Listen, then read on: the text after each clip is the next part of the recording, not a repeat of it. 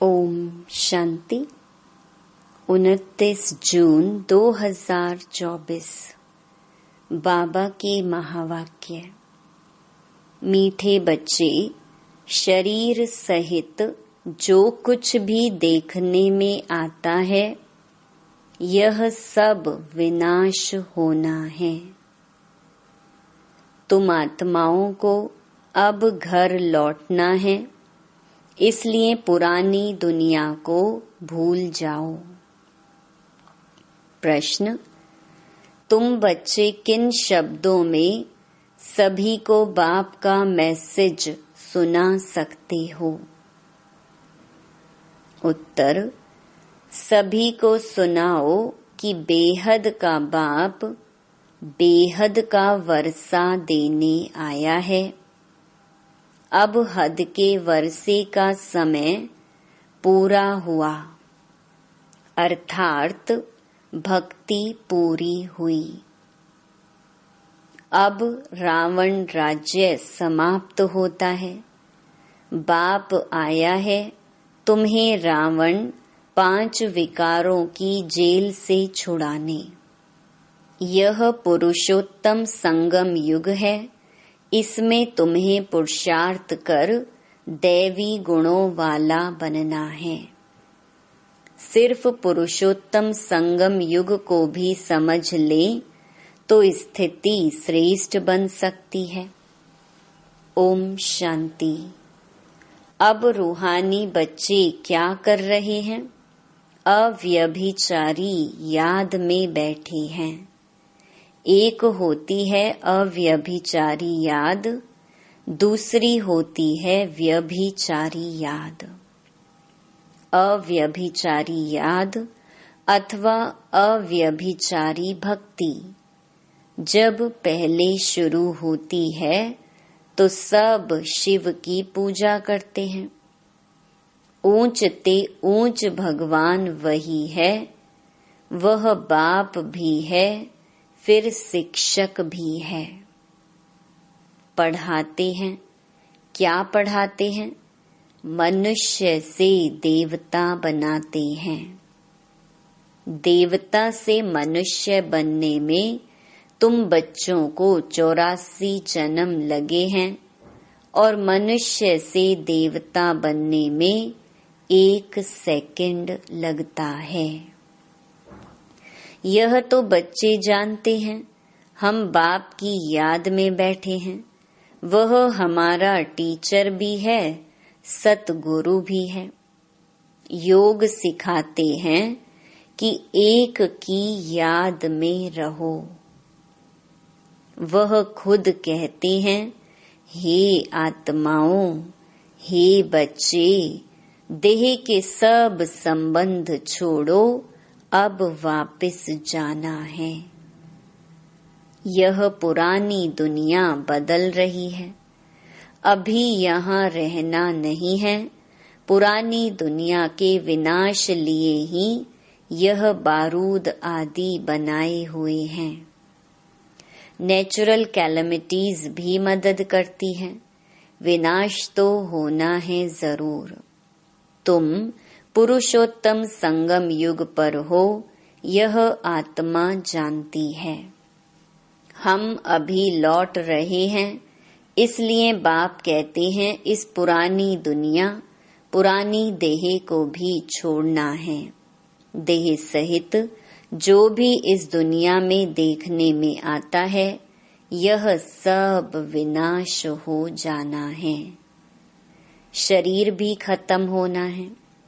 अब हम आत्माओं को घर लौटना है।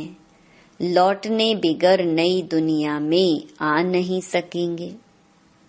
अब तुम पुरुषोत्तम बनने का पुरुषार्थ कर रहे हो। पुरुषोत्तम हैं यह देवताएं। सबसे ऊंच ते ऊंच है निराकार बाप। फिर मनुष्य सृष्टि में आओ तो इसमें है ऊंच देवता। वह भी मनुष्य हैं, परंतु दैवी गुणों वाले। फिर वही आसुरी गुणों वाले बनते हैं। अब फिर आसुरी गुणों से दैवी गुणों में जाना पड़े। सतयुग में जाना पड़े किसको? तुम बच्चों को। तुम बच्चे पढ़ रहे हो, औरों को भी पढ़ाते हो। सिर्फ बाप का ही मैसेज देना है। बेहद का बाप बेहद का वर्षा देने आए हैं। अब हद का वर्षा पूरा होता है। बाप ने समझाया है 5 विकारों रूपी रावण की जेल में सब मनुष्य हैं। सब दुख ही उठाते हैं। सूखी रोटी मिलती है, बाप आकर के सबको रावण की जेल से छुड़ाए सदा सुखी बनाते हैं। बाप के सिवाय मनुष्य को देवता कोई बना न सके। तुम यहाँ बैठे हो मनुष्य से देवता बनने के लिए। अभी है कलयुग, बहुत धर्म हो गए हैं। तुम बच्चों को रचता और रचना का परिचय खुद बाप बैठ देते हैं। तुम सिर्फ ईश्वर परमात्मा कहते थे। तुमको यह पता नहीं था कि वह बाप भी है, टीचर भी है, गुरु भी है। उनको कहा जाता है सतगुरु, अकाल मूरत भी कहा जाता है। तुमको आत्मा और जीव कहा जाता है। वह अकाल मूरत इस शरीर रूपी तख्त पर बैठे हैं। वह जन्म नहीं लेते हैं, तो वह अकाल मूरत बाप बच्चों को समझाते हैं, मेरा अपना रथ नहीं है। मैं तुम बच्चों को पावन कैसे बनाऊं? मुझे तो रथ चाहिए ना। अकाल मूरत को भी तख्त तो चाहिए। अकाल तख्त मनुष्य का होता है और कोई का नहीं होता है। तुम हरेक को तख्त चाहिए। अकाल मूरत आत्मा यहाँ विराजमान है। वह सभी का बाप है। उनको कहा जाता है महाकाल। वह पुनर्जन्म में नहीं आते हैं। तुम आत्माएं पुनर्जन्म में आती हो। मैं आता हूँ कल्प के संगम युगे। भक्ति को रात, ज्ञान को दिन कहा जाता है। यह पक्का याद करो। मुख्य है ही 2 बातें, अल्फ और बे, बाप और बादशाही। बाप आकर बादशाही देते हैं और बादशाही के लिए पढ़ाते हैं। इसलिए इसको पाठशाला भी कहा जाता है। भगवानुवाच, भगवान तो है निराकार, उनका भी पाठ होना चाहिए। वह है ऊंच ते ऊंच भगवान, उनको सभी याद करते हैं। बाप कहते हैं ऐसा कोई मनुष्य नहीं होगा जो भक्ति मार्ग में याद ना करता हो। दिल से ही सब पुकारते हैं, हे भगवान, हे लिबरेटर, ओ गॉड फादर, क्योंकि वह है सभी आत्माओं का फादर। जरूर बेहद का ही सुख देंगे। हद का बाप हद का सुख देते हैं, कोई को पता नहीं। अब बाप आए हैं, कहते हैं बच्चों, और संग तोड़ मुझ एक बाप को याद करो। यह भी बाप ने बताया है। तुम देवी देवता नई दुनिया में रहते हो, वहाँ तो अपार सुख है। उन सुखों का अंत नहीं पाया जाता है। नए मकान में सदैव सुख होता है, पुराने में दुख होता है। तब तो बाप बच्चों के लिए नया मकान बनवाते हैं। बच्चों का बुद्धि योग नए मकान में चला जाता है। यह तो हुई हद की बात। अभी तो बेहद का बाप नई दुनिया बना रहे हैं। पुरानी दुनिया में जो कुछ देखते हो वह कब्रिस्तान होना है। अभी परिस्तान स्थापन हो रहा है। तुम संगम युग पर हो।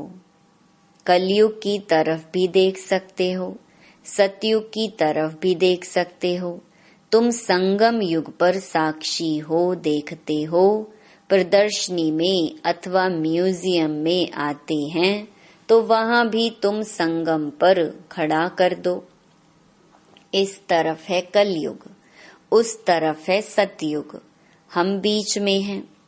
बाप नई दुनिया स्थापन करते हैं जहां पर बहुत थोड़े मनुष्य होते हैं और कोई भी धर्म वाला नहीं आता है। सिर्फ तुम ही पहले पहले आते हो। अभी तुम स्वर्ग में जाने का पुरुषार्थ कर रहे हो। पावन बनने के लिए ही मुझे पुकारा है कि हे बाबा, हमको पावन बनाकर पावन दुनिया में ले चलो। ऐसे नहीं कहते कि शांति धाम में ले चलो। परम धाम को कहा जाता है स्वीट होम।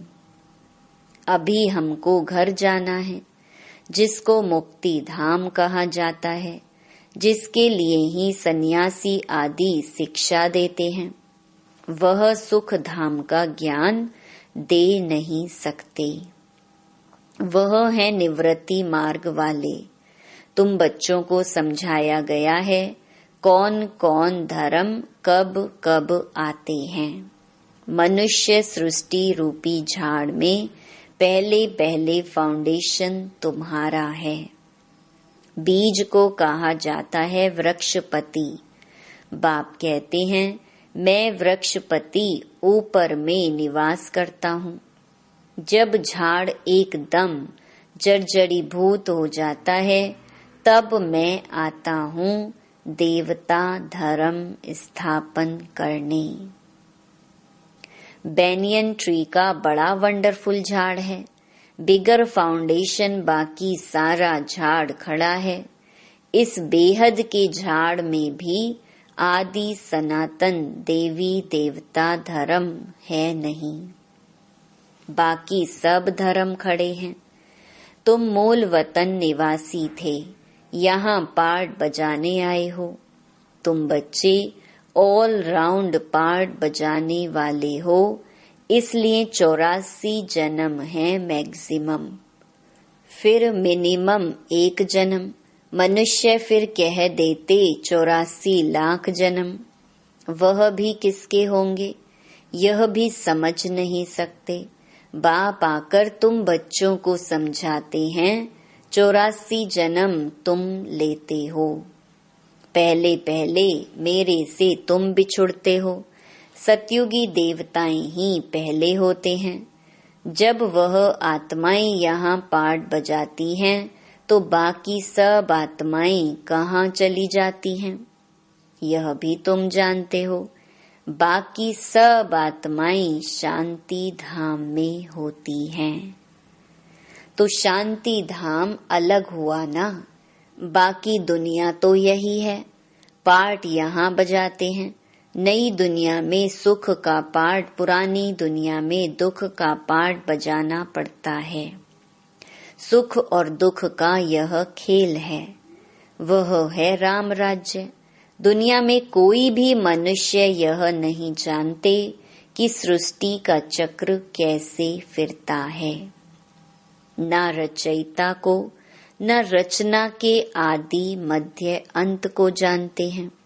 ज्ञान का सागर एक बाप को ही कहा जाता है। रचयिता और रचना के आदि मध्य अंत का ज्ञान कोई शास्त्र में है नहीं। मैं तुमको सुनाता हूँ, फिर यह प्रायलोप हो जाता है। सतयुग में यह रहता नहीं। भारत का ही प्राचीन सहज राजयोग गाया हुआ है। गीता में भी राजयोग नाम आता है। बाप तुम्हें राजयोग सिखलाकर राजाई का वर्षा देते हैं। बाकी रचना से वर्षा मिल ना सके। वर्षा मिलता ही है रचता बाप से। हर एक मनुष्य क्रिएटर है, बच्चों को रचते हैं।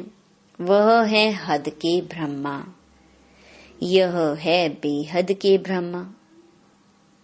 वह है निराकार आत्माओं के पिता, वह लौकिक पिता, यह फिर है प्रजापिता। प्रजापिता कब होना चाहिए? क्या सतयुग में? नहीं, पुरुषोत्तम संगम युग पर होना चाहिए। मनुष्यों को यह भी पता नहीं है कि सतयुग कब होता है। उन्होंने तो सतयुग, कलयुग आदि को लाखों वर्ष दे दिए हैं। बाप समझाते हैं 1250 वर्ष का एक युग होता है।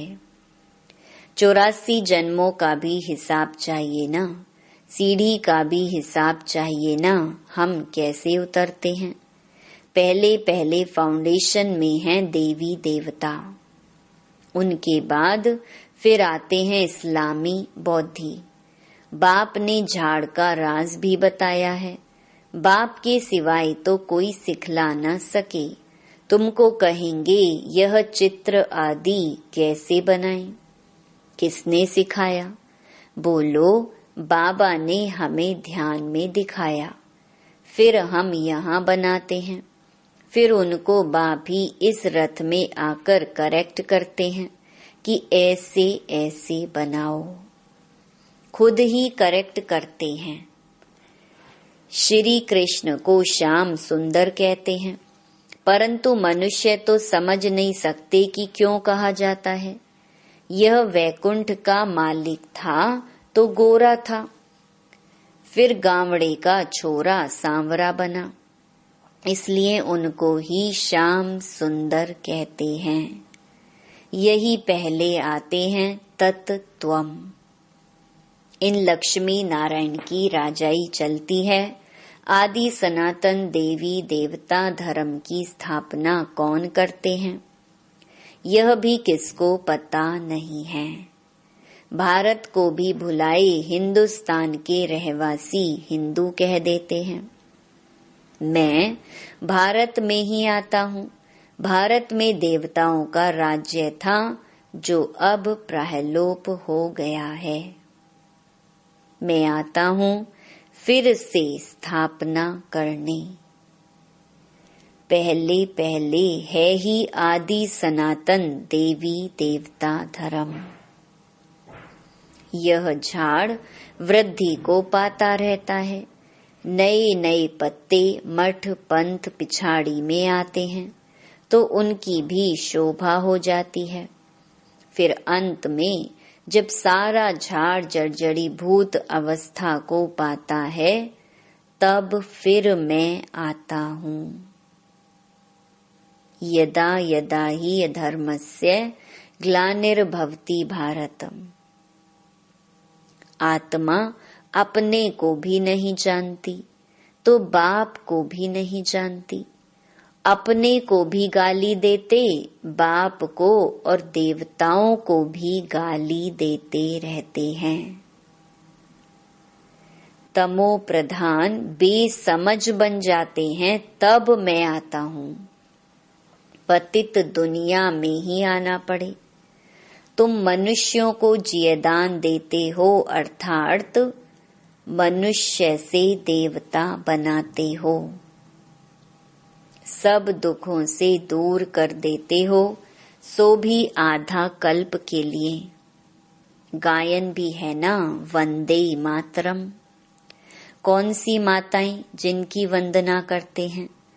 तुम माताएं हो, सारी सृष्टि को बहिष्ट बनाती हो।